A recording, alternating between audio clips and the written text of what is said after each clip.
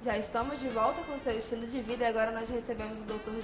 Jorge Gonçalves. Ele vai conversar com a gente ainda sobre essa questão da halitose, mas dessa vez de uma forma mais voltada para a questão do dentista mesmo, né? Para a questão da higienização, para a questão das doenças que nós podemos ter bucais e tudo mais o que pode nos levar ao mau hálito, como você disse. É um tema muito amplo e muitas coisas podem nos levar a isso, porque como o nosso outro doutor estava dizendo, realmente a gente pode estar sofrendo disso por causa de uma outra doença e aí a gente acha que é simplesmente um problema da boca, mas na realidade não é.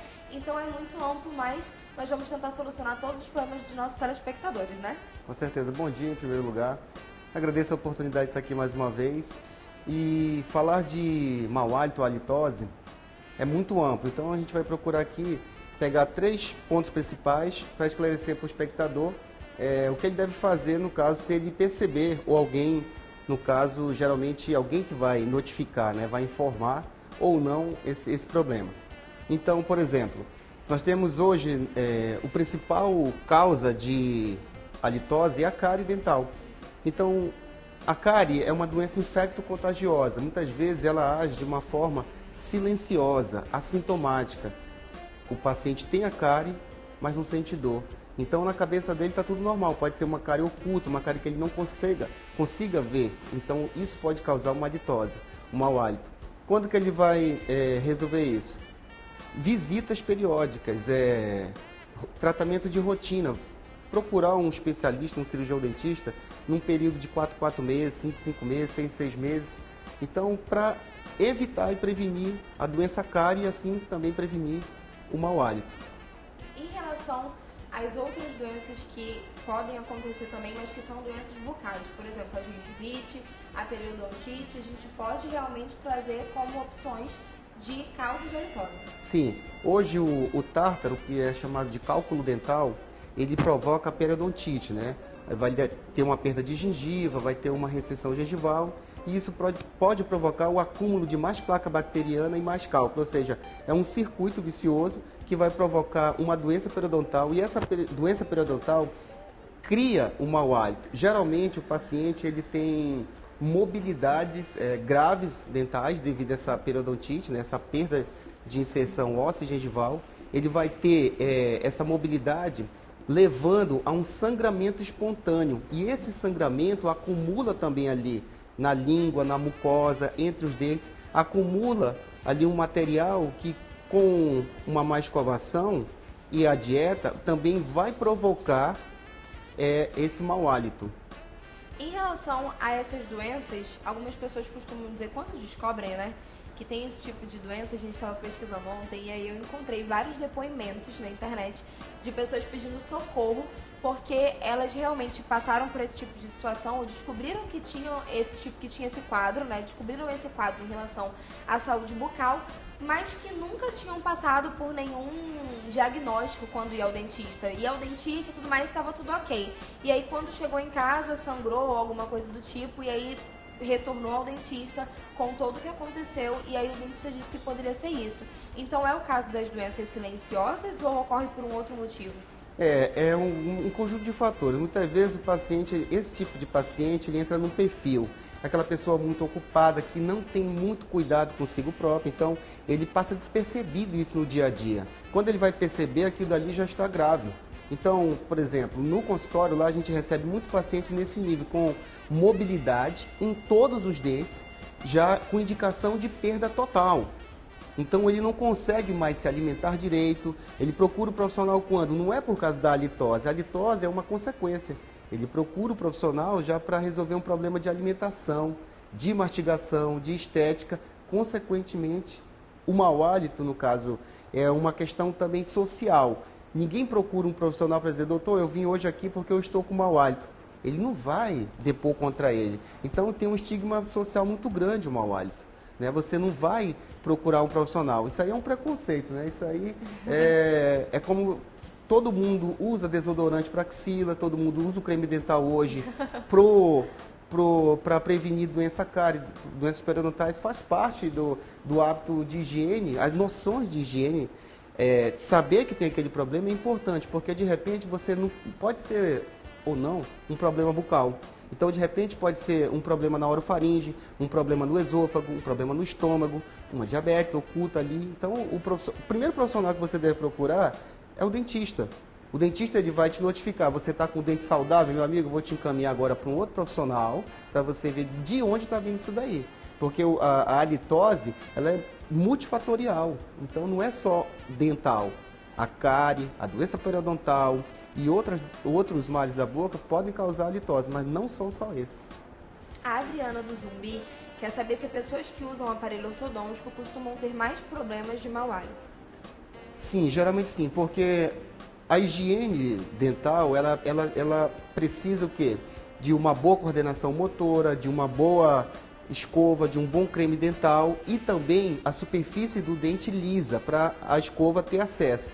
O aparelho dental dificulta essa escovação e, consequentemente, acumula mais placa bacteriana e também mais tártaro, no caso, o cálculo dental. Então, com isso, o paciente que usa aparelho é candidato, né, a ter halitose. Mas o que tem que fazer? Tem que redobrar a atenção, os cuidados. Quem usa aparelho, o profissional o ortodontista, geralmente ele recomenda um determinado tipo de escova, que é a escova interdental, para acessar a placa bacteriana onde a nossa escova comum não chega.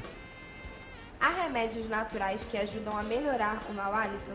Olha, hoje existem vários enxaguantes bucais convencionados pela Anvisa, pelo Ministério da Saúde. Então, o que eu recomendo? Eu recomendo o uso de produtos que estão convencionados e credenciados na Anvisa, porque o chá da vovó, o chá da mamãe, o disse-me-disse, essa cultura é meio perigosa. De repente você pode colocar um produto que pode estimular o mau hálito e até favorecer o acúmulo de placa bacteriana. Então eu recomendo esses enxaguantes bucais. Qualquer enxaguante bucal é melhor do que qualquer produto natural. E a falta de dentes pode causar mau hálito? Nesse caso, a falta de dente sim. Quando aquele paciente que faz uso de duas dentaduras, duas próteses totais, então quanto tempo dura uma prótese total? De que material é feito? Tudo isso vai influenciar. Então eu tenho uma prótese total que tem 5 anos, ok, está no tempo de trocar, tá tudo bem. Então você vai ver a higiene daquela prótese, não tem placa, porque a prótese, a dentadura também acumula placa, acumula tártaro e pode causar o mau hálito.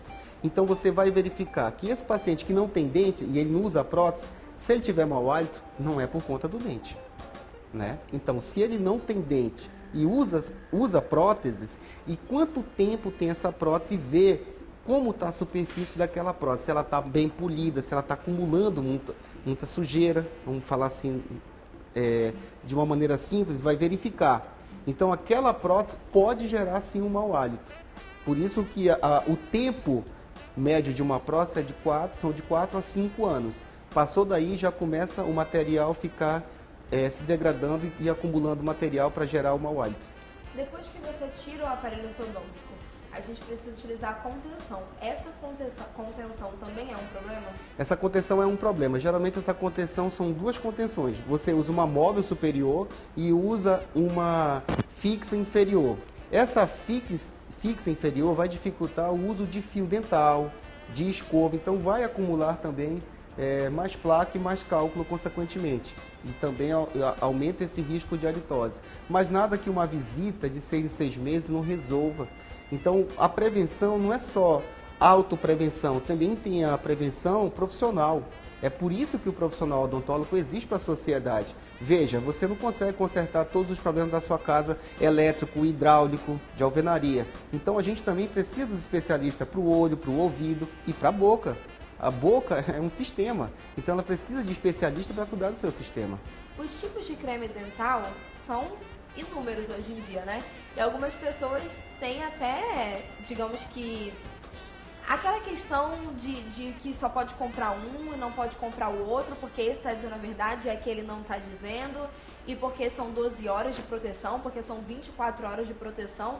E aí algumas pessoas têm até essa necessidade de comprar aqueles que estão sempre acima do padrão, que estão sempre dizendo que são muito melhores do que alguns mais inferiores. Isso é verdade? Faz diferença? Ou qualquer creme dental já solucionaria o seu problema? É apenas uma questão de marketing? Como que a gente consegue classificar e diferenciar todos esses produtos? Muito bem. As empresas que fabricam os cremes dentais, elas sabem de muita coisa na estratégia do marketing delas. Mas o odontólogo sabe de uma coisa muito importante que eles não sabem. Que todo creme ele precisa vir com uma unidade de medida, que é o ppm, partículas de flúor por milhão.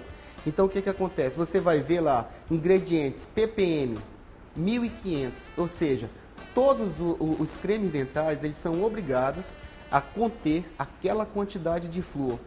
A marca que você usa é completamente indiferente. Isso aí não passa de uma questão de estratégia de marketing das empresas. 12 horas, 20 horas, que clareia, isso daí é completamente indiferente. O importante é usar uma escova e um creme dental. Veja, se você vai para uma comunidade dessa, onde as crianças que não têm acesso ao creme dental, para elas, o risco de cárie é aumentado, porque nem marca A, nem marca B é indiferente, porque não tem. Aqui já uma criança em Manaus, por exemplo, na cidade, tem mais acesso, é indiferente, no final das contas, essa questão de marketing, das estratégias de marketing das empresas, é completamente indiferente. Eles querem vender o produto deles, mas o mais importante, do ponto de vista profissional, é a quantidade de flúor que vem no creme dental. Nós vamos fazer mais um intervalo aqui, mais uma pausa no nosso bate-papo, mas daqui a pouco a gente está de volta. Ainda dá tempo da gente solucionar todos os problemas aí que você tiver em relação ao nosso assunto de hoje.